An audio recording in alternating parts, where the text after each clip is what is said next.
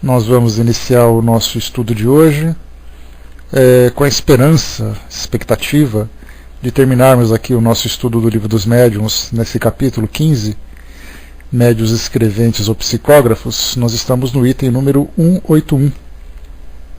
Vamos ver se a gente consegue terminar, né? Porque está ficando uma novela já esse capítulo. Na última segunda-feira a gente ia tentar terminar e acabou que nós dedicamos, né, aquele nosso bate-papo sobre o acidente que aconteceu lá em Santa Maria, né? Então hoje a gente vai tentar terminar. Eu separei aqui, também para poder ilustrar um pouco esse nosso trabalho, um artigo que vocês devem ter tido contato lá no Facebook, que eu cheguei a divulgar para vocês, que trata sobre uma experiência, né, sobre uma pesquisa feita nos Estados Unidos, juntando pesquisadores brasileiros e americanos, investigando a atividade cerebral dos médiuns psicógrafos. E como a gente tem conversado bastante sobre psicografia mecânica, intuitiva, semimecânica e tudo mais, essa pesquisa traz para nós dados científicos sobre o funcionamento cerebral, para entender exatamente por que o médium muitas vezes registra, por que outras vezes ele não registra, por que essas mensagens vêm de uma forma mecânica, até mesmo semimecânica, né, embora ele não elabore todo o texto, né? Então a gente vai depois fazer a leitura desse artigo. Ele foi publicado na revista Época e também na revista Veja, assim como também nos periódicos da Universidade de São Paulo. Então logo mais a gente fala sobre isso. Mas vamos então aqui para o nosso texto 181. Antes nós conversamos sobre mediunidade mecânica, é aquela em que os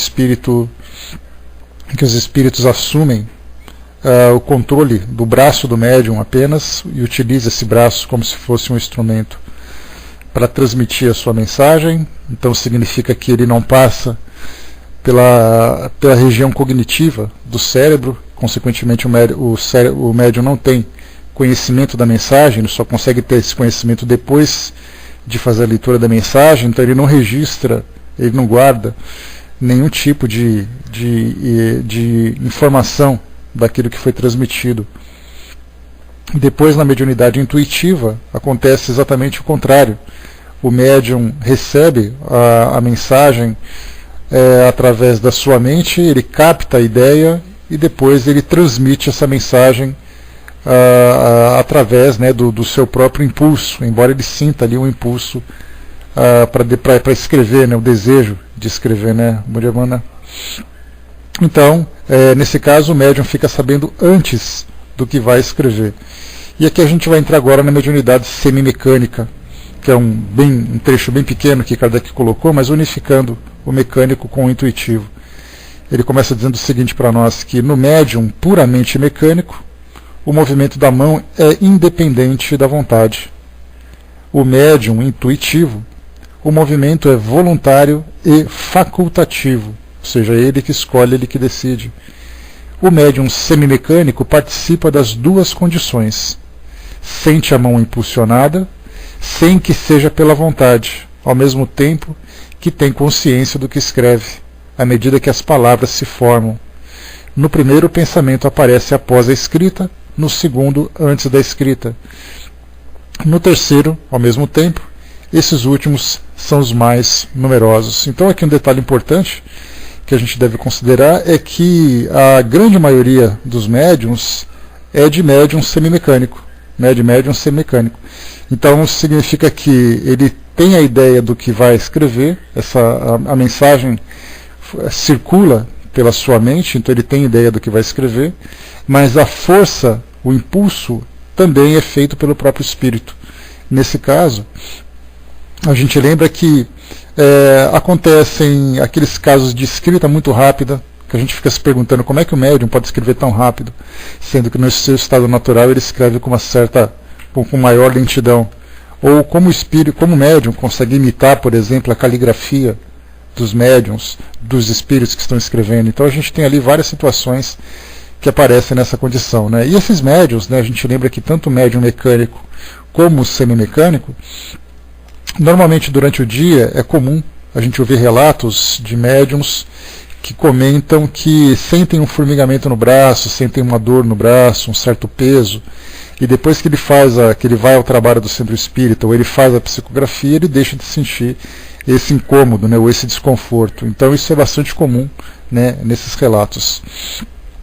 Deixa eu ver, o Guilherme colocou lá, né, mas aí vai da interpretação do médium intuitivo. Sim, esse é o caso principalmente, nós chegamos a falar sobre isso, Guilherme, no nosso estudo anterior, que para os casos da mediunidade intuitiva, quanto mais preparado, mais estudado é o médium, mais fiel se torna a mensagem que ele transmite.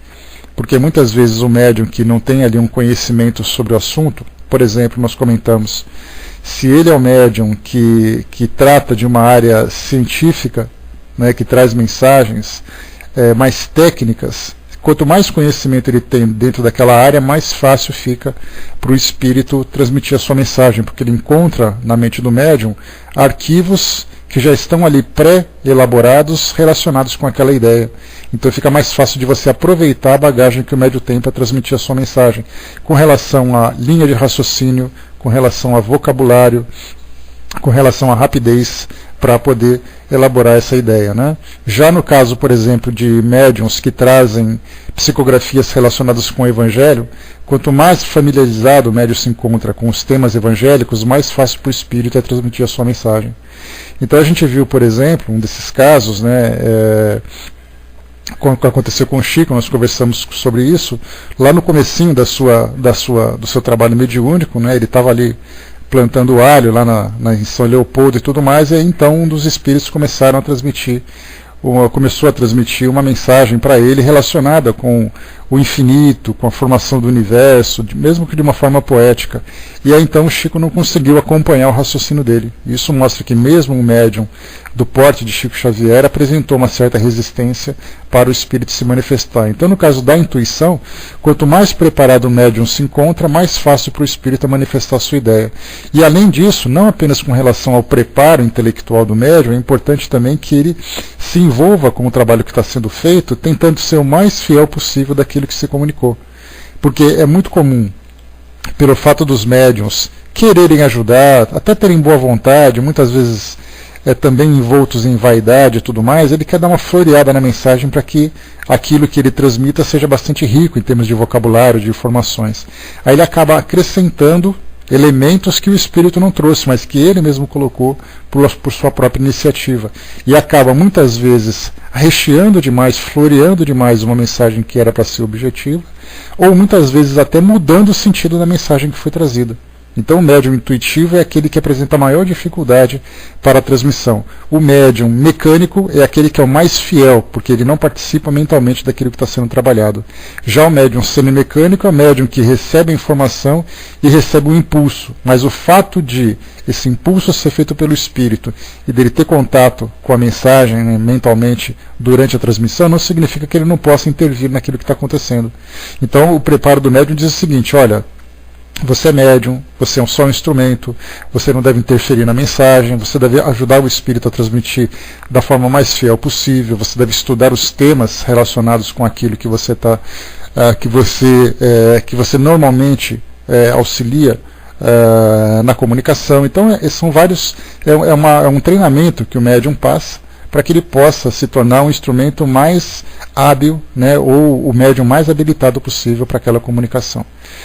O Wagner colocou, né, não participei do último estudo, né, mesmo sendo mecânica ou semimecânica, sempre tem interferência do médium na comunicação, só no caso da semimecânica. Tá? Mas o médium, quando interfere, tudo aquilo que vem como mecânico, né, porque a primeira é mecânica apenas, então o médium não sabe o que está sendo escrito, ele não precisa nem olhar para o papel. Tá? Tem muitos médios mecânicos que fecham os olhos, que olham para o lado, que deixam o braço escrever e tudo mais, então ele não vai interferir naquilo que está sendo colocado. No caso do semimecânico, ele tem ideia do que está escrevendo. Então, algumas vezes, né, tanto num caso como no outro, ele pode interferir, porque ele é dono de sua própria vontade. Então ele pode interferir naquela mensagem.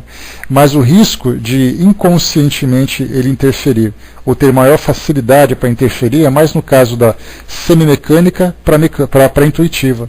E mesmo nos casos de semimecânico, nós temos ali vários graus. Não são médios semimecânicos, são todos iguais. Alguns tendem mais para o lado intuitivo, outros tendem mais para o lado mecânico.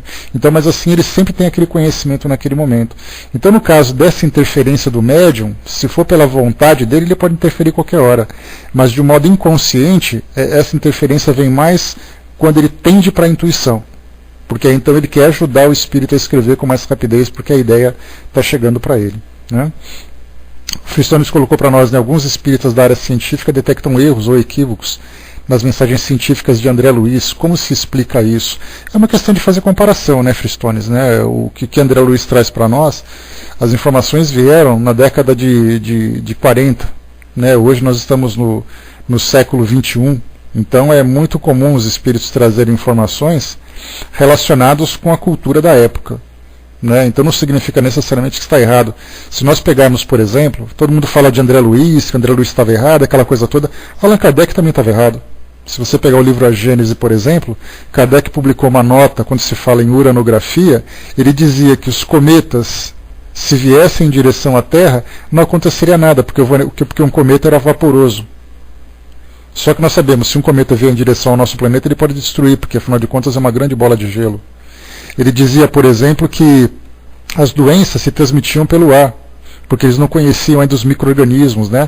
A gente lembra que as pesquisas de Sabin e de outros cientistas da época ainda estavam estudando a microbiologia. Então eles acreditavam que as doenças se transmitiam simplesmente pelo ar. E isso está no livro A Gênese, da codificação.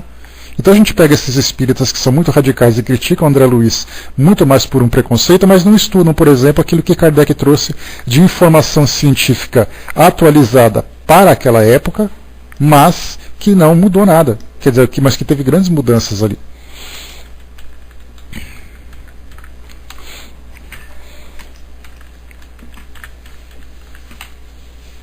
Oi pessoal, voltei aqui. Aqui caiu meu microfone. Tá? Deixa eu ver aqui, Armando colocou, né? Mas na Gênesis isso foi dita por Kardec ou pelos espíritos da codificação. Sim, o que Kardec colocou foi o seguinte, Armando, ele disse que se a doutrina espírita se deparasse com um fato científico e esse fato científico demonstrasse que ela estivesse errada, ela mudaria. Por que André Luiz não pode entrar na mesma condição? Por que todo mundo acredita que André Luiz, por exemplo, fez uma afirmativa incontestável e Allan Kardec se colocou à disposição para críticas? Na verdade, esse radicalismo contra André Luiz, contra as publicações de Chico Xavier, é muito mais um preconceito, porque a gente ouve muita gente falar de André Luiz, mas ninguém fala daquilo que aconteceu na Gênese.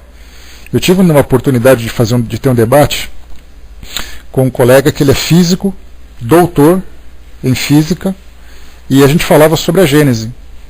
E aí então ele falou, não, porque Kardec disse tal fato. Eu falei, não, pera lá. Kardec disse tal fato, mas a ciência disse outra coisa. E a gente acabou entrando num debate, e ele como cientista, então na verdade quando a gente fala sobre aquilo o apego que tiveram, por exemplo, com relação à Bíblia, a codificação mostra como se a codificação fosse a própria Bíblia. Então é importante pensar o seguinte, toda vez que você fala de ciência, de um espírito que traz aquela informação, você tem que pegar o contexto em que aquilo foi trazido. Um livro que foi publicado na década de 50, você tem que fazer uma análise daquilo que foi trazido na década de 50. Né? Só que quando a gente fala, por exemplo, sobre novas informações da ciência, é absolutamente natural fazer essa mudança, fazer essa atualização. Né? Então a gente tem que pensar dessa forma. Né?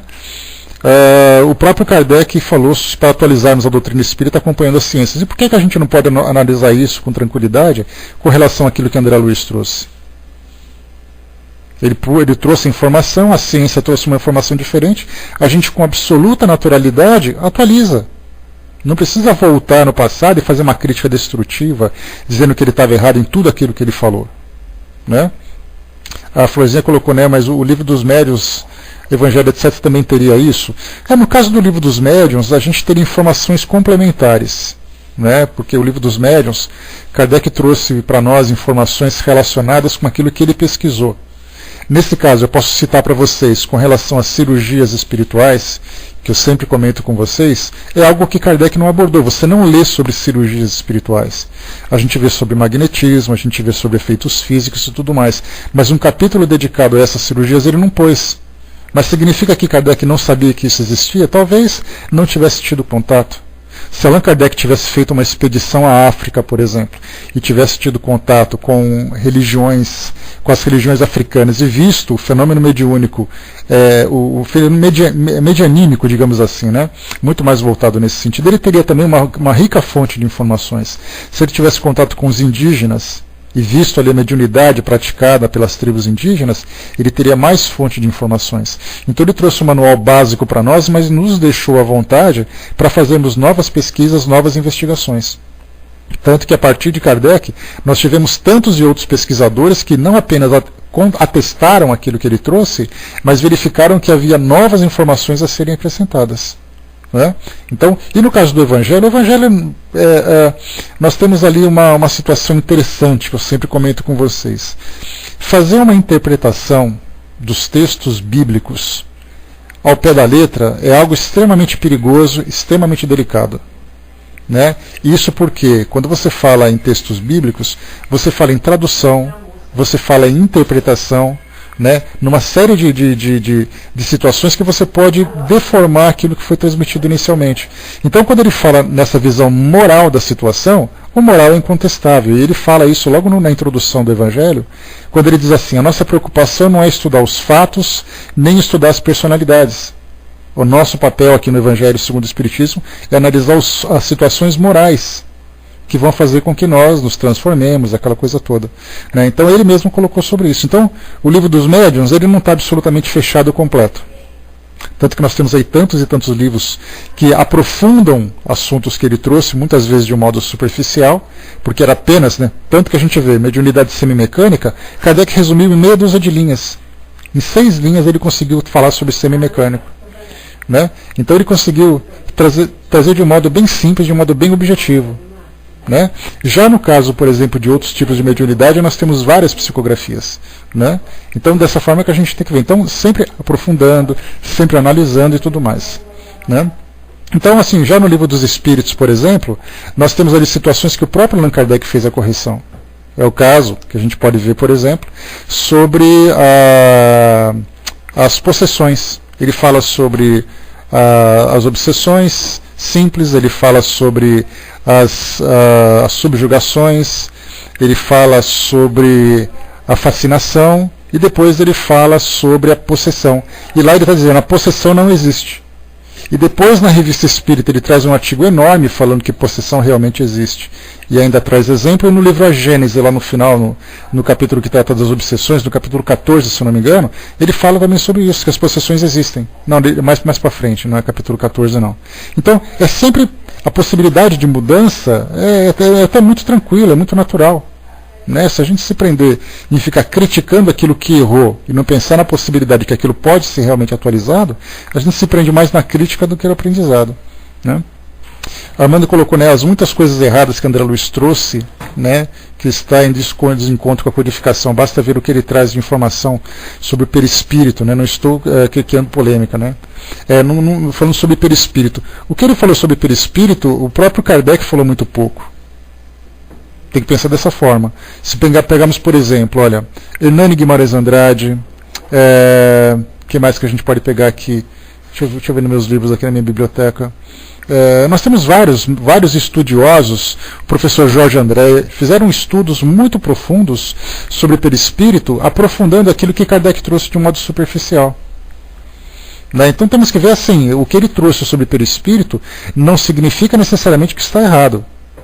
A gente tem que deixar em aberta a possibilidade de mais informações chegarem para complementar aquilo que ele falou. Ele falou sobre os chakras, por exemplo. Vamos falar sobre os chakras, que são ali situações, que são pontos importantes, né, que André Luiz acabou considerando nas suas obras. Os chakras não foram abordados nem por Kardec, nem por alguns estudiosos da doutrina.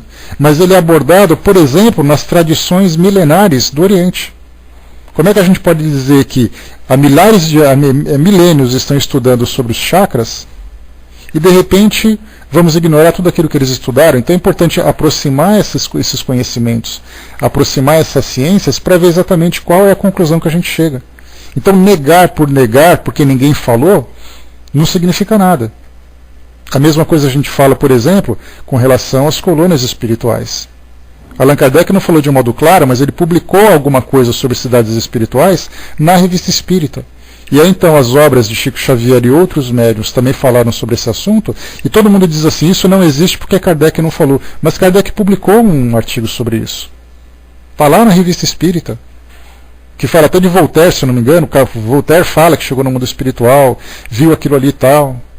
Então, na verdade, nós temos que pensar sempre na possibilidade da informação não estar completa. Dizer que está errado, sem você comprovar realmente que não está, fica difícil.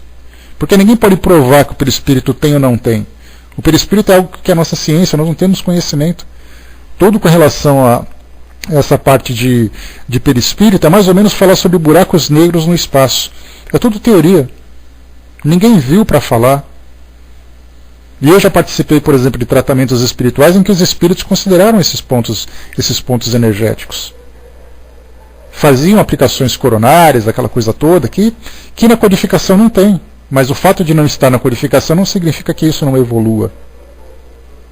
Né? Então temos que pensar sempre com muito cuidado nesse sentido. Né?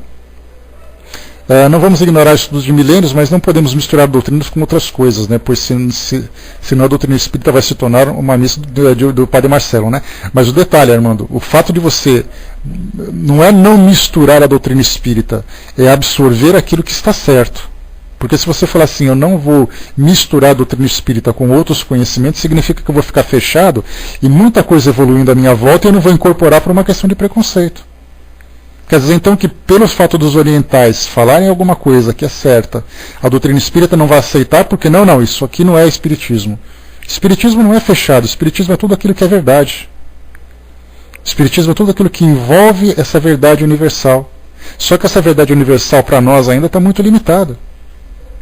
Esses conhecimentos milenares que eu falei para vocês, esses conhecimentos que nós temos de outras doutrinas, de outras ciências e tudo mais, temos que ter muito cuidado para a gente descartar, como nós conversamos um outro dia aqui, falando sobre psicometria. Psicometria não, falando sobre apometria. Não, a apometria não é espiritismo, mas por que o espiritismo não estuda a apometria para ver se ela traz elementos para poder acrescentar nas nossas práticas? Então, esse preconceito que a gente tem de não aceitar aquilo que vem de fora, isso acaba diminuindo a importância que o Espiritismo tem, porque o Espiritismo é uma ciência. Ele não é uma crença fechada. Ao mesmo tempo, concordando com você agora, é importantíssimo que nós tenhamos critérios muito rígidos para analisar esses elementos. Porque aí então a gente vai virar ali uma salada mesmo. Porque aí a gente vai colocar crendices, aquela coisa toda. Nós não estamos falando de crendices, estamos falando de conhecimento científico. E são esses conhecimentos científicos que a gente deve ir incorporando na doutrina para fazer com que ela se torne cada vez mais rica e mais abrangente. Se nós temos aquele pensamento que diz que o Espiritismo não é a religião do futuro, mas é o futuro das religiões, ele só será o futuro das religiões se ele conseguir absorver todas essas verdades. Porque do contrário ele vai ser ele por ele mesmo para todo sempre. E não vai absorver absolutamente nada. Temos que pensar assim. Né? Fala assim porque trazem cada absurdo para a doutrina, né, e tomar como corpo de doutrina Kardec estudou magnetismo. Isso seria doutrina ou parte dela? Pois é, exatamente, ele estudou o magnetismo. O magnetismo começou a ser estudado, depois foi incorporado pela própria doutrina para se tornar, por exemplo, um elemento fundamental dos passes. Então a gente percebe assim, se Kardec não tivesse sido magnetizador, como é que a gente falaria do magnetismo? Ignoraria simplesmente? Não. Ignora magnetismo porque isso não tem nada a ver com doutrina. Só porque Kardec estudou então? Aí vale. Então temos que pensar o seguinte, tudo aquilo que é fato, tudo aquilo que é legítimo, que pode ser analisado cientificamente, o Espiritismo vai incorporar. Ele não pode ignorar a ciência, sendo ele próprio uma própria ciência, como a gente defende com tanta voracidade, com tanta paixão.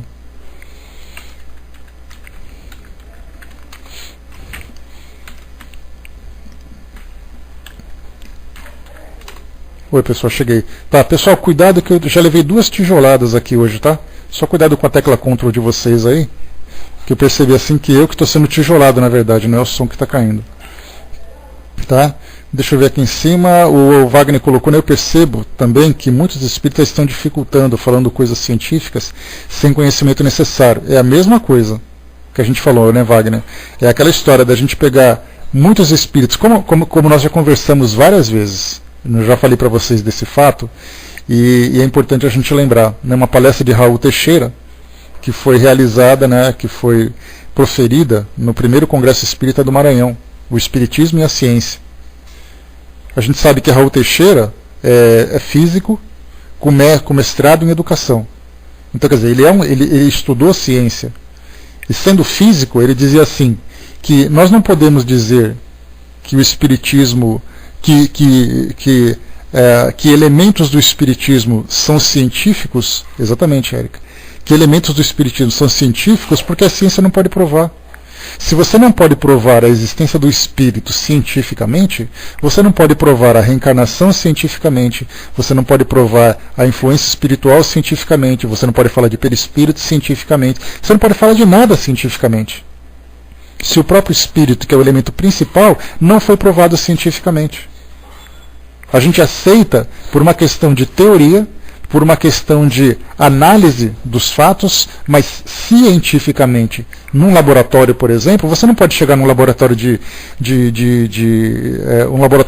um congresso científico, subir lá à frente e falar assim, pessoal, nós provamos a existência do espírito. Ninguém pode fazer isso. Se você não pode provar a existência do espírito, como é que você pode falar de ciência com todos os elementos que dizem respeito ao espírito? Então nós usamos metodologia científica para chegarmos a essa conclusão. Nós não temos fatos, nós temos evidências. Então a gente tem aquela escala. Os indícios levantam ali aquela ideia. As evidências direcionam o raciocínio. As provas contestam. Só que nós não temos provas. Ah, mas está provado que existe obsessão. Não está provado nada. Ah, mas está provado a existência do espírito que é imortal. Não está provado nada. Não existem provas concretas sobre isso. Existem evidências que nos levam a esse raciocínio. E nós aceitamos por uma questão de fé raciocinada, porque nós raciocinamos em torno desse assunto e temos essa certeza. Me provem, por exemplo, que Deus existe cientificamente. Aí vem a poesia, não, mas analise as flores, as borboletas e as abelhinhas que fazem a polinização. Isso tudo é Deus. Não, isso tudo é poesia. Ciência se prova com fato. Então a gente tem que tomar muito cuidado. Aquilo que é ciência, aquilo que é fé raciocinada e aquilo que é só uma crendice. Aí sim nós vamos chegar à conclusão. Por isso temos que tomar muito cuidado com isso. Se nós, como espíritas que somos, né, por isso existem os ateus. A partir do momento que você prova alguma coisa, você acaba com outra que contradiz aquilo. Temos que tomar esse cuidado. Então, o Espiritismo ele tem essa metodologia científica para chegar às suas conclusões e ele deve abranger todas as áreas. É como se fosse o sol irradiando para todos os cantos. O Espiritismo não é um foco de luz apontando para uma única direção. Não, o Espiritismo só pensa naquilo. Ah, mas tem informação nova aqui do lado, aqui vindo do outro canto, que é uma informação que é importante e que ela pode ser analisada cientificamente. Aí chega um espírita e fala, não, isso aí não é da nossa conta. Como não é da nossa conta? Se nós analisamos as leis naturais em todos os seus aspectos, como ignorar fatos que dizem respeito às leis naturais? Fundamental. Né? O Frissoni colocou um hospital espírita do Paraná, creio, usa a quiliografia para acompanhar a evolução dos doentes mentais. Se a quiliografia não for uma crendice e ela for um elemento que traz informações que embasam as nossas práticas, por que não utilizar? Só que a gente tem que tomar muito cuidado para não desviar, né, o nosso objetivo. Você não pode fazer com que o Espiritismo seja ali um cruzado que vai em busca de respostas para outras práticas científicas. Né? O Espiritismo diz respeito à evolução do espírito, ao esclarecimento a respeito da imortalidade, da vida no mundo espiritual e tudo mais. Então a gente vai nessa direção. Mas tudo aquilo que pode ser incorporado para fortalecer essa nossa busca, fortalecer essa difusão de conhecimento deve ser absorvida com muita tranquilidade. Né? Armando colocou, né, o que tem a doutrina com física quântica, esta que é uma preocupação dos cientistas, né? Agora se a mesma tem algo com a doutrina, né, falou aí sim. Né? Por isso fala da mistura. Né? Nós ainda não praticamos a parte moral né, e já queremos ser bons, né, nos outros assuntos da doutrina. Eu acho que a gente não pode, né, limitar o nosso conhecimento. Como eu falei para vocês, a gente tem, na verdade, tendências, né? Então o Espiritismo tem esses três aspectos: o filosófico, o científico, e tem a parte moral, a parte religiosa, digamos assim, ou espiritual, como queiram. Então, assim, nesses três aspectos a gente deve saber dosar. Por isso nós temos que estudar sempre todas as obras. Você tem que estudar o livro dos médiuns, que te estimula para pesquisa, estudar o livro A Gênese, que te estuda para investigação, mas estudar também, por que não, o Evangelho segundo o Espiritismo. Então, na verdade, a gente tem que ir absorvendo. Então, nós temos ali vários grupos de pesquisadores que estão ali. Uns vão para a parte científica, como a gente viu aqui nesse artigo que eu falei para vocês, publicado na revista Veja, na revista Época. Nós temos ali dois grandes veículos que trazem pesquisas de um psiquiatra, que ele já esteve aqui na nossa sala fazendo uma entrevista, vocês se lembram. Ele é um psiquiatra, faz pesquisas, né, é doutor agora em psiquiatria, porque ele estudou sobre a qualidade mental dos médiums, né, de várias faculdades, né, estudou sobre essa parte de um modo científico, com metodologia científica, para mostrar que a mediunidade não significa insanidade. Mas ele não pesquisou, por exemplo, a preocupação dele não foi falar sobre o espírito, foi falar sobre o médium. Porque, como ele mesmo disse, ele falou assim: olha, a gente não veio aqui entrar no laboratório para falar do espírito, a nossa preocupação é falar do médium. Se o médium tem ali a saúde mental para trazer uma mensagem que não pertence a ele, ou se o médium passa por algum tipo de distúrbio. E na sua pesquisa ele comprovou pela sua pesquisa que o médium é saudável. E aqui a psicografia é a mesma coisa. Como funciona a mente do médium para isso? Aí a gente pensa assim: bom, ele está direcionando, ele é um espírita, mas ele está direcionando o trabalho dele pesquisando o cérebro dos médiums, sendo que ele nem desenvolveu ainda a parte moral dele. Então a gente não pode dizer assim que o fato de nós não estarmos moralizados, nós não podemos ampliar o nosso conhecimento científico nas áreas que dizem respeito às práticas espíritas. Então cada um vai direcionando para um lado, tanto que nós temos a Associação Brasileira de Médicos Espíritas, a Associação Brasileira de Psicólogos Espíritas, a Associação de Delegados Espíritas, de Juristas Espíritas, de Jornalistas Espíritas, de Pedagogos Espíritas. Olha só, quantas associações de classes de espíritas voltados para os vários conhecimentos. Então eles estão pesquisando cada vez mais. Falta ainda, né, a Associação Brasileira de Cientistas Espíritas. Aí a gente teria uma evolução científica mais significativa. Né? Então, sim, se a física quântica ela pode trazer para aqueles que estudam essa parte científica da doutrina espírita, falar sobre as energias do mundo espiritual, alguma coisa que diga respeito ao espírito, ótimo. Só que a gente está se entusiasmando demais com coisas que nós não temos conhecimento. Aquele bóson de Higgs, por exemplo, a partícula de Deus, que foi o ano passado investigada por físicos. E aí então eles disseram o seguinte: nós descobrimos alguma coisa em nossas pesquisas que sugerem que seja o bóson de Higgs. Quando eu falou isso daí, começaram a surgir um monte de artigo espírita dizendo assim: tá vendo? Eles estão comprovando realmente que o fluido cósmico espiritual, fluido cósmico universal realmente existe. Não tem nada a ver uma coisa com a outra. Eles acharam, né, algo que sugere uma partícula, né, da física atômica, ou uma subpartícula da física atômica, que sugere que existe alguma coisa dentro da matéria. Mas isso não invade o mundo espiritual. Então a gente tem muita coisa para investigar, relacionar, trazer a ciência para o espiritismo, levar o espiritismo para a ciência também e continuar evoluindo nesse intercâmbio com o mundo espiritual. Né? O Zé colocou para nós: admitindo que Deus não existe, para mim fica muito incômodo isso, né? Nada terei para opor o vácuo que fica. Né? Mas como os espíritos disseram para nós, né, Zé? A gente já chegou a estudar sobre isso, né? O conceito de Deus é algo que vem de uma forma intuitiva para nós. Né? E dessa forma, de uma forma intuitiva, a gente vai então buscando essas respostas. Né? E agora simplesmente eliminar, isso vai contra a nossa própria natureza. O Negrão colocou para nós aqui que tudo está em constante evolução no mundo. Na introdução do Livro dos Espíritos temos que o homem gravita para Deus, como a pedra gravita para a terra e esta para o sol. Né? Penso que a apometria é uma técnica complementar a serviço dos trabalhos mediúnicos, e não substituto deste, né? Que para um trabalho mais aprofundado, a apometria estaria em maior consenso, né? Porque ela é direcionada e os resultados são mais eficazes, né? Dando aos muitos espíritos sofredores, obsessores do trabalho, destino digno dos planos espirituais, sempre à luz dos ensinos doutrinários, né? Então, essa questão da apometria é algo que precisa ser analisado, né? De você chegar e fazer uma pesquisa sobre a metodologia, né?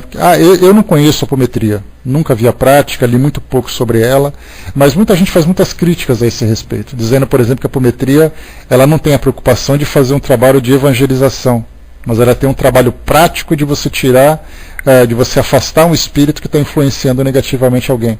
Mas você não tem aquele diálogo fraterno e tudo mais. Então tem assim os prós e os contras.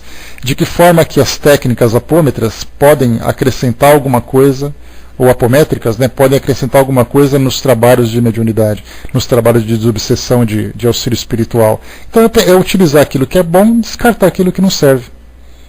A apometria por si mesma, não sei como ela funciona, se ela traria algum benefício ou não. Por isso a gente fala sempre, a gente sempre tem que estar aberto a debates, conversar sobre tudo isso, se vale, se não vale, não simplesmente descartar por preconceito. Quando se fala em cromoterapia, tem gente que fica até arrepiada. A pergunta é, por quê? Só porque não está na codificação? E se é que essa técnica for positiva para trabalhos de cura, por exemplo? Por que não utilizá-la? Não por uma crendice, eu falo isso porque eu já fiz tratamento de cromoterapia dentro de um centro espírita, orientado por espíritos que estavam trabalhando com cura. Aí quer dizer que nós vamos colocar uma placa de rejeição, né, aquela placa de aquele X marcado com sangue na porta do centro espírita, dizendo não entrem aqui, porque aqui eles fazem cromoterapia. Se não analisarmos os fatos, as práticas, as técnicas que podem beneficiar tudo aquilo que está sendo feito, por que não? A Miriam colocou para nós, né, algumas leis físicas que encontramos nos fenômenos, né, pensei nesse sentido, Érica, né, mas na ciência não podemos generalizar, porque não é uma instituição, né, tem tudo também, né, opiniões variadas, sem dúvida. Né. O Armando colocou um pouco mais abaixo, né, mas falta de moral de alguns pode levar seus estudos para, às vezes sem fundamento, né, como corpo de doutrina, aí fica o individualismo, né, e não se faz por vários, né, um estudo sério para comprovação. Né. Então, mas a questão moral, Armando, ela não é só uma questão espírita, né, a própria ciência muitas vezes direciona as suas descobertas sem nenhum tipo de critério moral. É o caso, por exemplo, das energias atômicas, é o caso da química, né, nós tivemos ali várias descobertas da química que foram utilizadas na guerra, basta a gente lembrar da guerra do Vietnã, da Primeira Guerra Mundial. Né, nós temos, por exemplo, a parte da genética, descobertas genéticas, de clonagem, cientistas fazendo experiências das mais absurdas, sem nenhum tipo de critério moral. Então, na verdade, a moralidade não é uma questão espírita, a moralidade é uma questão humana. Né, nós temos que utilizar ela para poder direcionar as nossas descobertas, os nossos conhecimentos. Né, então, isso cabe para todos. Né, então, tanto para dentro do espiritismo como fora dele, essa questão moral é fundamental para fazer com que as descobertas sejam proveitosas para todos. Tá, essa que é a parte importante para todos nós. Né? Então vamos lá, pessoal. Deixa eu ver aqui. Tá, então a gente está aqui na parte semimecânica, né? Deixa eu ver aqui, mas não podemos dizer que cromoterapia espírita. Não é, de forma alguma. Mas se você faz um trabalho de cura, eu sou um acupunturista, por exemplo, e eu me coloco à disposição para auxiliar pessoas carentes num trabalho social da casa espírita. Quer dizer que eu não posso usar acupuntura porque não está na codificação? Eu estou falando de assistência, não estou falando do corpo doutrinário. Então o centro espírita, ele faz roupinha de bebê, ele distribui sopa, ele distribui cestas básicas, distribui medicação. Então nós estamos falando de técnicas para assistência. Não estamos falando de doutrina espírita. Tá? Porque muitas vezes as pessoas dizem assim, naquele centro espírita é um absurdo, eles aplicam cromoterapia. Dá a impressão de que no meio de uma palestra você está aplicando cromoterapia. Só que na verdade é dentro do trabalho social desenvolvido pela instituição. Tá?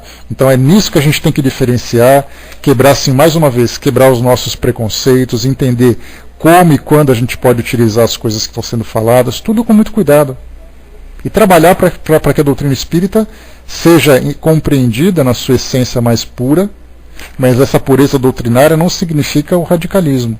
A pureza doutrinária significa a gente utilizar a metodologia que desenvolveu o espiritismo para continuar fazendo com que ele se desenvolva. Porque ele não é aquele espiritismo engessado do século XIX. Muito conhecimento de lá para cá chegou para nós. E a gente deve investigar esse conhecimento para saber até onde ele pode ser absorvido ou aonde ele acaba simplesmente interferindo no seu desenvolvimento. Tudo com muito cuidado. Né? Claro que isso é um trabalho que vai ser feito ainda a longo prazo, é um trabalho que vai demandar muito esforço, muita dedicação da maioria das pessoas, né? Mas precisa ser feito. A gente não pode ficar simplesmente parado no tempo. Quando a gente fala em pesquisas científicas, todo mundo volta para Charles Richer, para todos aqueles pesquisadores do começo do século XX. Nós já passamos 100 anos. Será que nada aconteceu em 100 anos? Que não possa ser analisado hoje de uma forma atual? A gente tem sempre que pegar os mesmos pesquisadores daquele tempo para poder justificar as nossas pesquisas?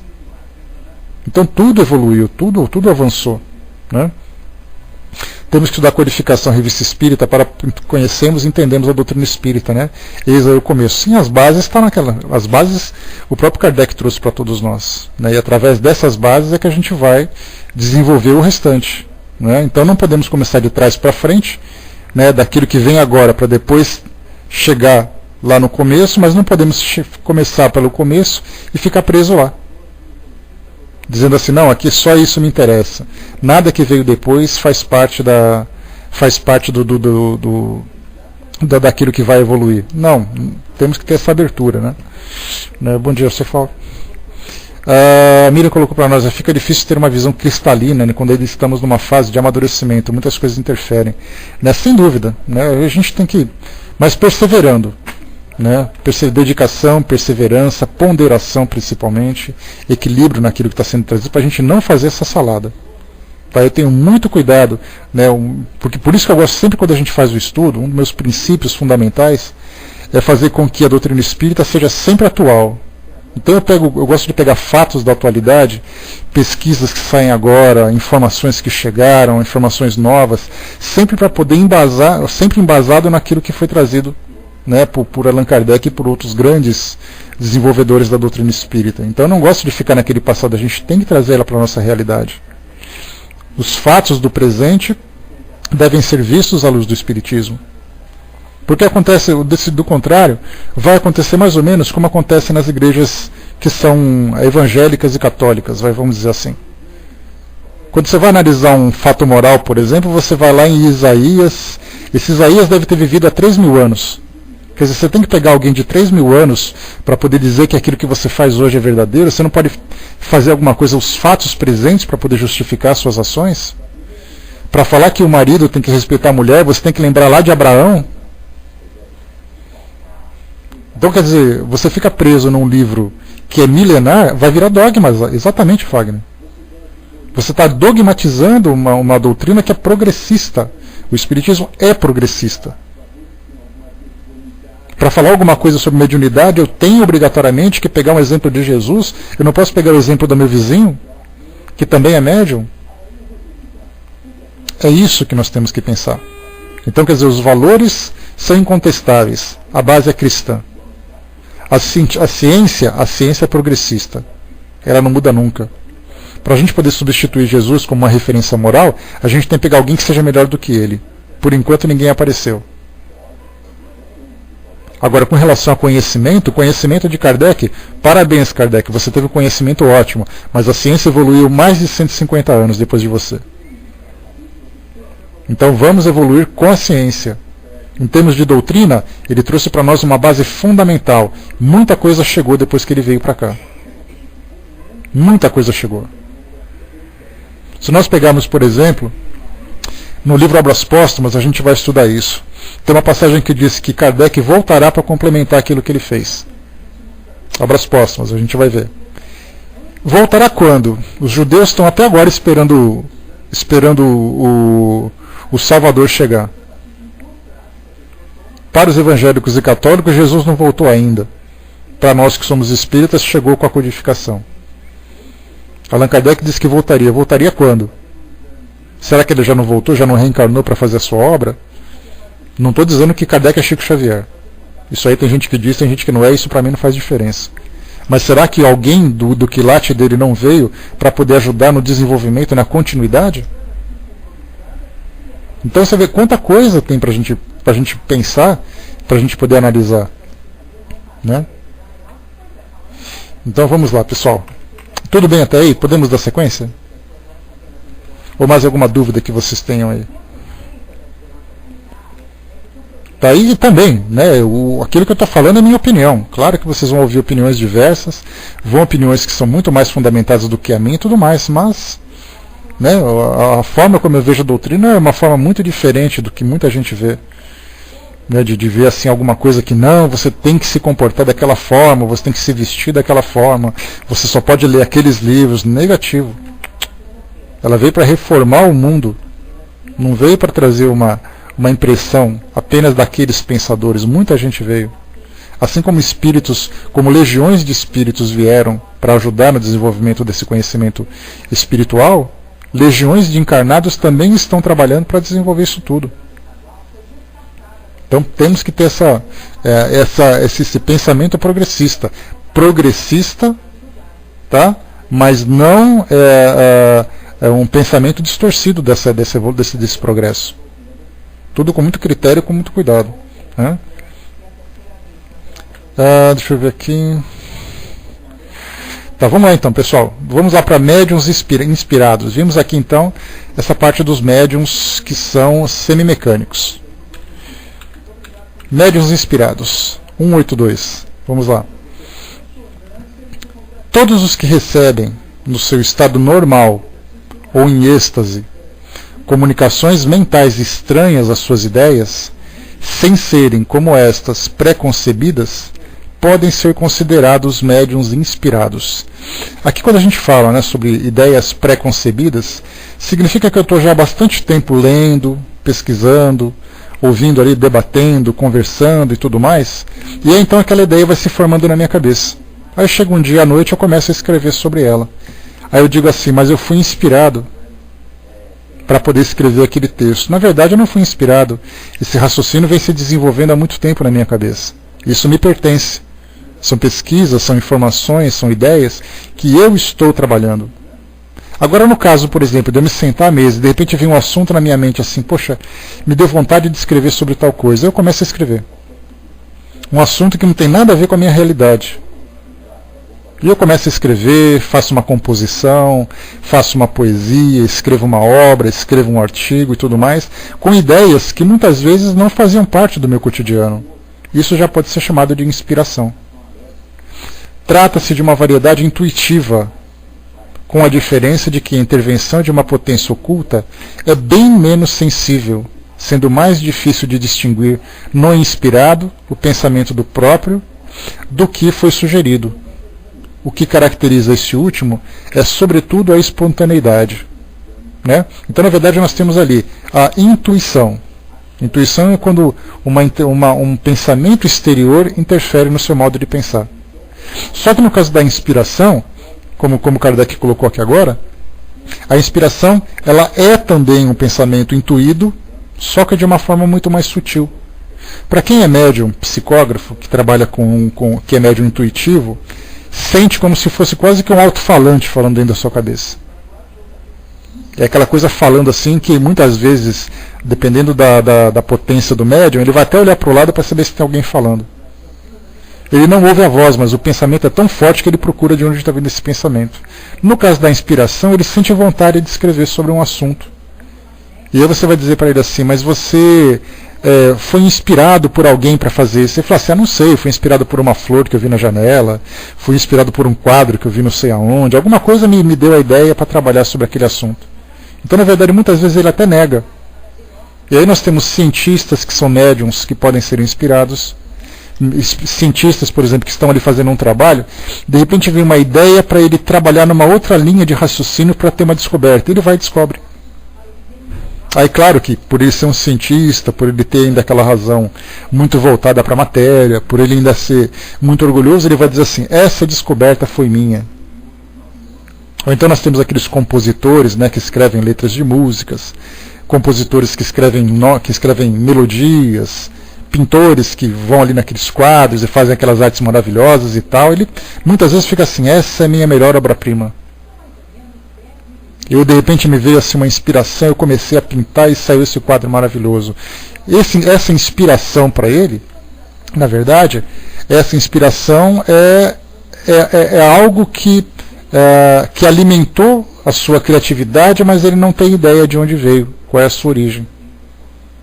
E a gente sabe que, como somos influenciados constantemente pelos espíritos, eles estão o tempo todo nos influenciando, nos trazendo essas ideias. Só que para o médium inspirado, ele não tem essa percepção de modo claro. Mas o que caracteriza ela é que de uma hora para outra ele começa a ter essa vontade de fazer, de criar alguma coisa. Ele é um engenheiro, por exemplo, de repente ele começa, vou fazer dessa forma que vai ser diferente. Aí ele começa a ser inspirado a fazer aquilo tudo. Quantas vezes nós temos palestrantes espíritas que preparam em casa detalhadamente o roteiro do seu estudo e de repente quando chega na hora da palestra sai completamente diferente. Tudo isso por quê? Porque um pensamento de fora fez com que ele voltasse para o outro lado, fizesse uma linha diferente de pensamento.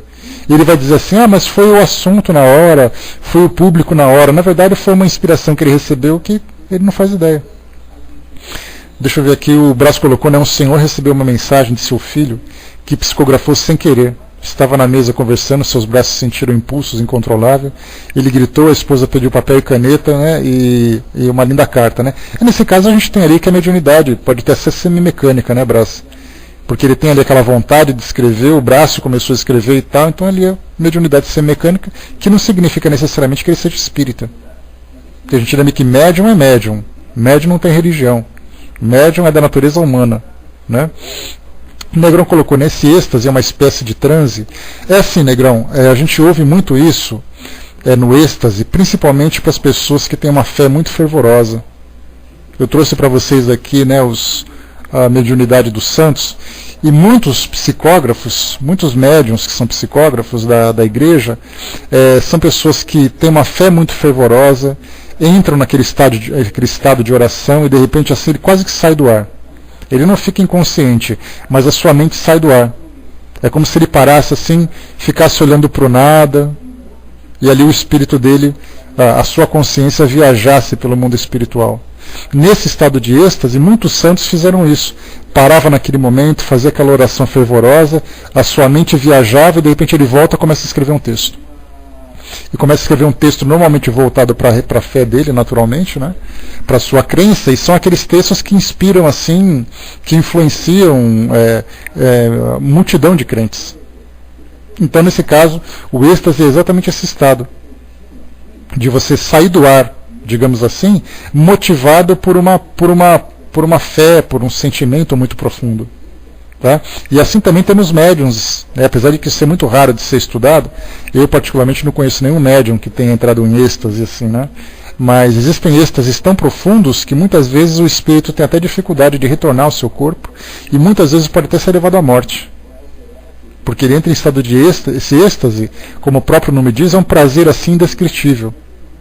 Esse prazer indescritível vem exatamente assim, o espírito em contato com o mundo espiritual e não querer voltar. E nós vimos isso no livro dos Espíritos, tem essa relação. Pode acontecer disso? Sim, pode acontecer do espírito desencarnar. Raras vezes, né? Kardec deve ter tido contato também com pouca coisa a esse respeito, né? Então assim, ele estava assim, de repente ele começou a fazer uma oração, aí ele deitou com aquela expressão de sorriso, ficou um tempo assim, de repente ele desencarnou. Na verdade era um estado de êxtase que aconteceu naquele momento. Como eu falei para vocês, é uma situação bastante rara também. E nesse estado de êxtase, quando a sua consciência se desprende, ele é envolvido pelo mundo espiritual de um modo muito intenso, e as ideias que estão ali à sua volta acabam misturando com a dele, e quando ele volta daquele estado de êxtase, ele começa então desesperadamente ou escrever, ou pintar, ou compor, ou criar qualquer coisa nesse sentido, né? O Brás colocou, as mesas mediúnicas não facilitam muito esse tipo de trabalho, acha que o médium está dormindo, né? Até porque, né, Brás, a gente lembra sempre que o estado de êxtase, ele não é um estado provocado. Você não tem hora marcada para fazer isso. E nas reuniões mediúnicas você vai lá com um objetivo específico, muito bem direcionado. No caso, por exemplo, dos religiosos da igreja, imagina uma pessoa que vive num convento, vive num monastério 24 horas por dia. Qualquer hora que ele começa a fazer uma prece, ele pode entrar em êxtase. No caso de um médium, já é muito diferente. Ele participa ali naquela hora, com aquela equipe, ele não está sozinho, ele está influenciado pelo trabalho. Né? Então, assim, são características diferentes. Por isso que o êxtase é muito difícil. Você tem que estar envolvido por uma fé muito forte e você está num ambiente que te favoreça entrar nessa condição. No caso dos nossos trabalhos de centro espírita, é toda aquela correria, né?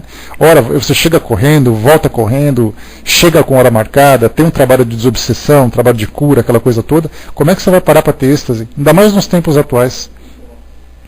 Você vai entrar em êxtase no trânsito, no trabalho, em casa, no centro espírita, onde?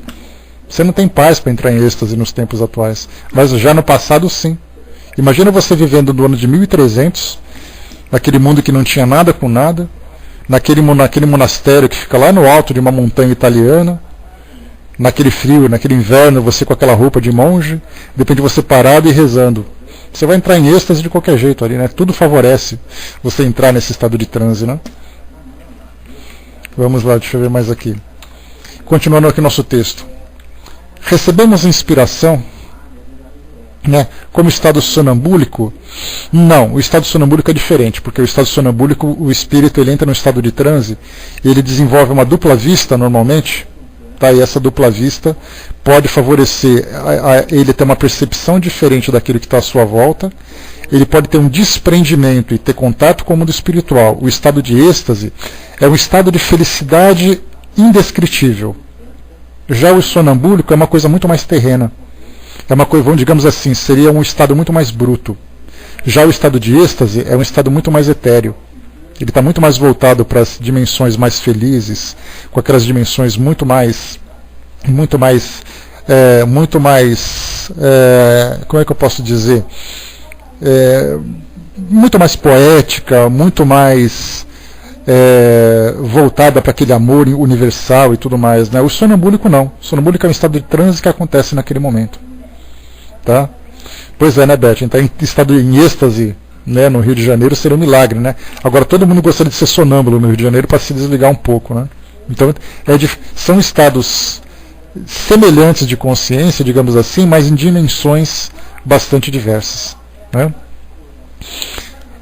Recebemos a inspiração dos espíritos que nos influenciam para o bem ou para o mal. Olha só que interessante. Essa inspiração também vem do mal. De você cometer um crime, praticar um crime, de você tá andando pela rua e de repente passa um casal do outro lado e você vira para eles, olha e fala assim, vou assaltar aquele casal. Você pode ter meia dúzia ali fungando no teu cangote dizendo assim, olha, aproveita a oportunidade.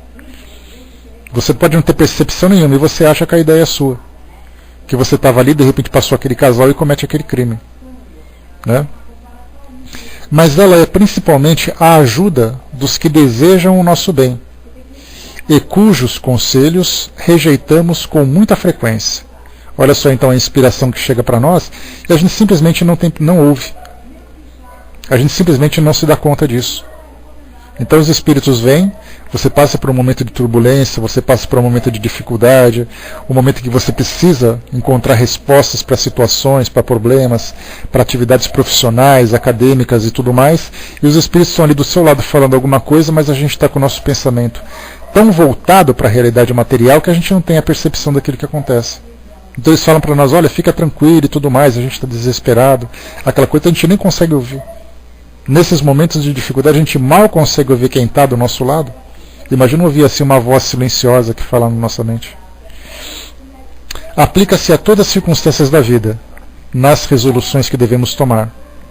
Nesse sentido, pode-se dizer que todos são médiuns, pois não há quem não tenha os seus espíritos protetores e familiares, que tudo fazem para transmitir bons pensamentos aos seus protegidos.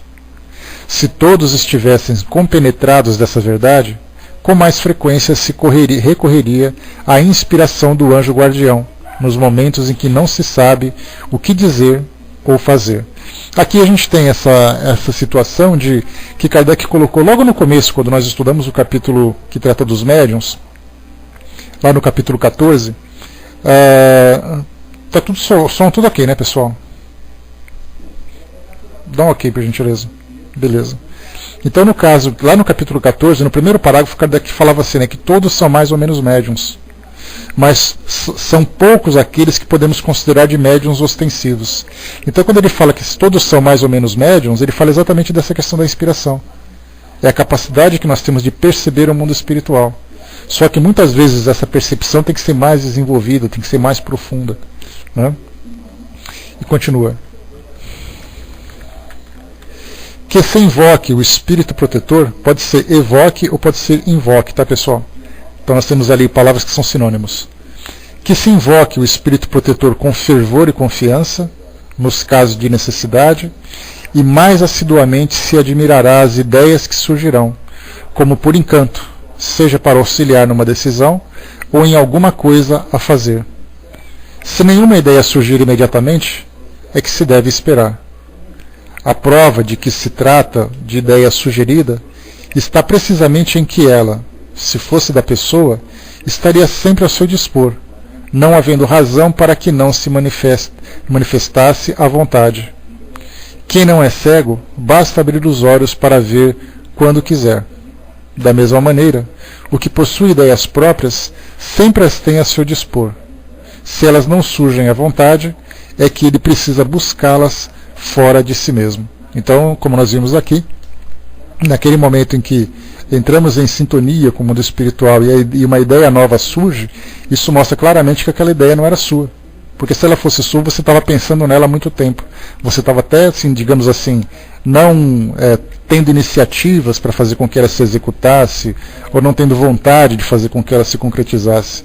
Então, nesse caso, a gente vê que é uma ideia nova que surge do nada, que de repente, naquele momento, ela vem ali para facilitar as nossas resoluções.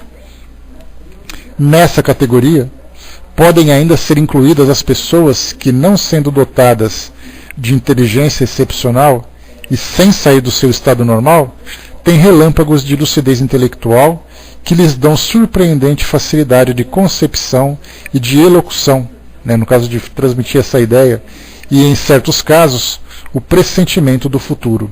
Olha só, entramos aqui em mais um fato interessante, né, porque pessoas que não têm inteligências privilegiadas, muitas vezes, uma criança na escola, um jovem, um profissional no seu trabalho, dá aquela ideia que todo mundo para e fica assustado assim, dizendo, foi ele que disse isso?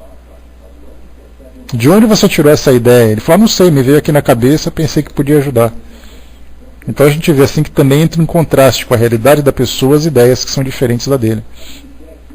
Então são relâmpagos de lucidez intelectual. E temos aqui também a questão dos pressentimentos. Isso aqui também já é algo que é muito frequente, né, que tem pessoas que dizem assim, olha, eu tive a impressão de que alguma coisa ia acontecer e essa coisa aconteceu. Eu tenho um aluno que tem 13 anos de idade, que ele diz que é bastante comum ele ter esses lampejos assim de fatos que vão acontecer. Ele fala até que é déjà vu. Ele fala assim, mas parece que eu já vi esse fato acontecer antes. Na verdade, ele teve uma premonição daquilo que ia acontecer. Que não são nada, não são fatos extraordinários, mas são fatos que não deixam de chamar a atenção. Então ele acha que assim, é muito comum eu ter déjà vu. Ver alguma coisa que ia acontecer. Aliás, ver de novo alguma coisa que aconteceu. Só que na verdade ele via primeiro o fato, aquilo ficava na lembrança dele, ele não falava para ninguém, aí o fato acontecia, ele achava que era uma repetição. Na verdade não, na verdade era um pressentimento que ele teve. Então tem pessoas que passam por isso também. Esses momentos de inspiração capazes de pressentir aquilo que vai acontecer. Como o próprio nome diz, né, pressentimento. Você sente alguma coisa que vai acontecer previamente. Nesses momentos, justamente considerados de inspiração, as ideias abundam, sentem-se, encadeiam-se como que por si mesma, num impulso involuntário e quase febril. Parece que uma inteligência superior vem ajudar-nos e que o nosso espírito se livra de um fardo. Esses pressentimentos acontecem também com bastante frequência quando nós temos um estado emocional alterado. Aqueles casos de grande preocupação de pais, de irmãos, de amigos, que alguma coisa, olha, não sei se estou com pressentimento que alguma coisa vai acontecer. Estou com pressentimento de que aquela pessoa que está no hospital vai desencarnar logo. Muitas vezes o raciocínio dela leva a essa conclusão, a gravidade da situação, as informações que vão sendo transmitidas e tudo mais. Mas muitas vezes do nada vem aquela ideia assim, eu acho que o fulano não passa de hoje. E aí, chega no fim do dia, acontece o desencarne. eu acho que aquela pessoa vai passar por algum perigo. Então, normalmente a gente tem essa inspiração mais presente na nossa consciência quando nós estamos com o nosso estado emocional alterado. Porque na nossa condição normal, a gente está muito preocupado com as coisas do cotidiano, e a gente não entra em sintonia. Agora, quando a gente tem essa alteração, nossa cabeça fica meio que dando curtos, assim, né? Nossa mente fica muito mais acessível a essas influências do que no estado normal. E isso acontece algumas vezes naturalmente. Questão 8.3. Todos os homens de gênio, artistas, sábios, literatos, são sem dúvidas espíritos adiantados, capazes de conceber grandes coisas e de trazê-las em si mesmos. Ora, é precisamente para julgá-los capazes que os espíritos, é precisamente por julgá-los capazes que os espíritos, quando querem realizar certos trabalhos, lhes sugerem as ideias necessárias. E é assim que eles são, na maioria das vezes, médiuns sem o saberem. Eles têm, não obstante, uma vaga intuição de serem assistidos, pois aquele que apela à inspiração faz uma evocação. Se não esperasse ser ouvido, por que haveria de chamar com tanta frequência: meu bom gênio, vem ajudar-me? Então, às vezes acontece, né? Você está assim, diante de uma composição, vai começar a escrever um livro, alguma coisa assim, o indivíduo para, dá aquela respirada, dá aquela mentalizada e fala assim: vem ideia, vem ideia. Aí a ideia chega, né? Quer dizer, ideia vira o nome do espírito, né? Porque ele acha que é a ideia que vem, né? Preciso de uma inspiração, vamos lá. Aí de repente começa a surgir assim, quase que em cachoeiras, né, algumas coisas. E o interessante é que isso vem para o bem e para o mal. Essas inspirações, por exemplo, vêm num texto literário escrito, que traz crítica, que traz pensamentos equivocados, que traz ali pensamentos perturbados para a sociedade, músicas que trazem ideias vulgares, ritmos que trazem também da mesma forma provocam, né, sensações de sensualidade, de agressividade. Então nós temos ali inspiração em todos os lados. Eu sou um químico, sou inspirado a fazer uma combinação de elementos e de repente, pimba, sai uma nova droga. Eu sou médico, estou ali fazendo alguma coisa, me surge uma inspiração e eu faço uma nova técnica ou faço ali uma nova abordagem daquele tratamento. Pronto, foi uma inspiração. Então nós temos ali inspiração, são ideias que surgem do mundo espiritual, e o mundo espiritual é aquilo que está à nossa volta. Quando você anda pela rua, uma calçada, por exemplo, tem ali pessoas indo e vindo do seu lado. Você tem pessoas de bom caráter, de mau caráter, pessoas com grande conhecimento, pessoas de pouco conhecimento. Alguém vai falar no seu ouvido alguma coisa, você vai ouvir alguma coisa. Nesse momento você teve aquela inspiração. E isso acontece com mais frequência de acordo com o tipo de sintonia que você estabelece com o mundo espiritual pela sua forma de viver. A Bíblia colocou, às vezes, não vem a ideia exatamente, mas a intuição de ler algo, ou ver alguma foto que nos ajuda a desenvolver a ideia. Exatamente, Miriam. Então, muitas vezes a gente acha que a coisa vem pronta, né? Não vem. Vem ali aqueles estímulos para que possamos desenvolver o raciocínio. Né? De você, vai em tal lugar, conversa com tal pessoa, procura, né, assista a esse programa. Isso é muito interessante, né? Eu tenho isso quando faz. Legal, bacana isso daí, né? Bem legal. Negrão colocou, né? Minha mulher, quando fica pensando em uma pessoa, logo essa pessoa liga para ela. Economia de telefone. Bem mais prático para você, né, Negrão? Tá certo. Isso já é pensamento à distância, né? Transmissão de pensamento. Você foca, né, o pensamento em alguém, e nesse momento aquela pessoa sente o desejo, né, de falar com alguém. As respostas seguintes confirmam essa asserção. Né? Temos aqui então algumas trocas de ideias que Kardec trocou com os espíritos aqui. Né? Qual a causa da primeira inspiração? A resposta: a comunicação mental do espírito. Aqui a gente já viu, né? Porque a inspiração é exatamente aquele pensamento que é dirigido para a mente do médium, ou muitas vezes até o médium, tendo ali uma sensibilidade, uma facilidade para captar os pensamentos, as energias à sua volta, muitas vezes ninguém direciona o pensamento para ele. Mas ele tem esse pressentimento. É o caso que a gente já falou sobre isso, de pessoas que têm aquela ideia de um acidente que vai acontecer. De pegar, por exemplo, um avião que vai cair, um tsunami, um terremoto, um incêndio, seja lá como for. Aí alguém diz assim: olha, eu tive um pressentimento que alguma coisa ruim vai acontecer. Só que na verdade ninguém disse para ele, mas pelo fato dele estar em conexão com uma determinada faixa de vibração, a gente chama nesse caso de faixa causal. Né? A parapsicologia fala sobre isso. Significa assim que pessoas pensando na mesma ideia, essas ideias entram em sintonia. A gente não sabe como isso funciona e tudo fica no campo da especulação naturalmente, da teoria. Né? Então imaginemos que vários pensamentos semelhantes fiquem vibrando na mesma faixa. E você entra em sintonia com essa faixa, como se fosse assim, você está andando pela rua, e de repente você sente um cheiro de um bolo de chocolate sendo assado. Esse bolo de chocolate sendo assado significa que é um cheiro que está passando na sua frente. Tirando o cheiro do chocolate e trocando por uma ideia, é mais ou menos aquilo que vai te inspirar a ter esse pensamento. Continuando aqui para nós. Então, no caso dos acidentes, é a mesma coisa, né? Pessoas que estão ali prevendo o acidente, no mundo espiritual, no mundo material, todo mundo pensando junto, todo mundo tendo essas mesmas ideias, e de repente a coisa acontece.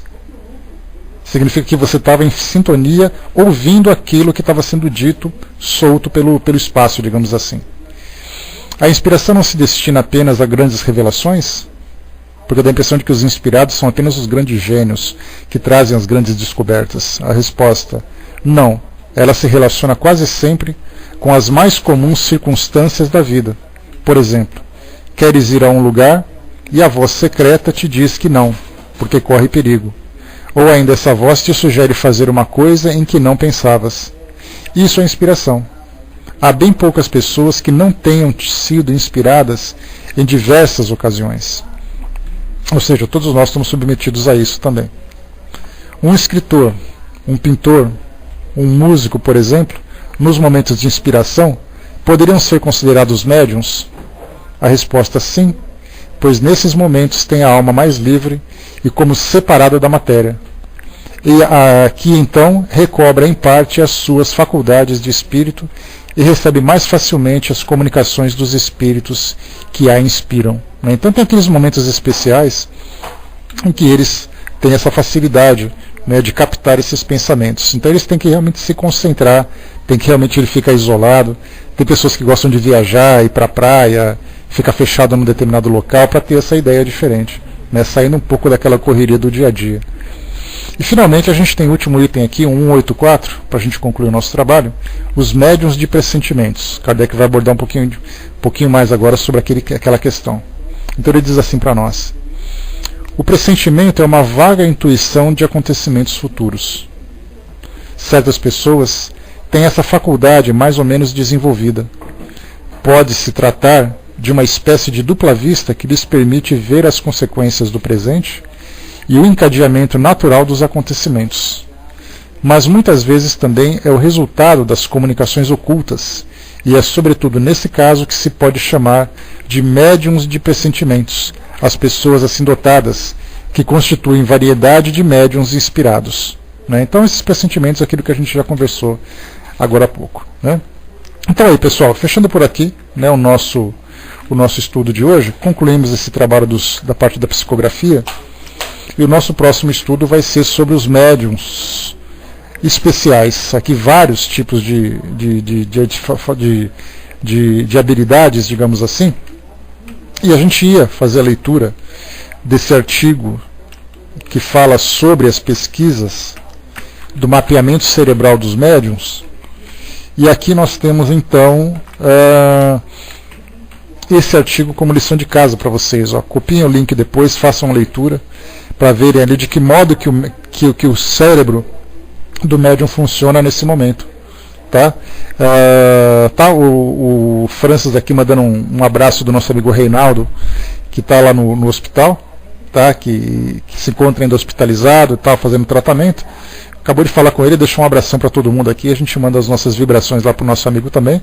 E se ele for um médium inspirado, ele vai conseguir captar o nosso pensamento, não é não? E assim vamos em frente. Tá? Então pessoal, a gente vai então fechando por aqui o nosso trabalho. Eu vou passar para nossa amiga Betinha e depois a gente volta, tá? Para a gente poder pensar, para a gente poder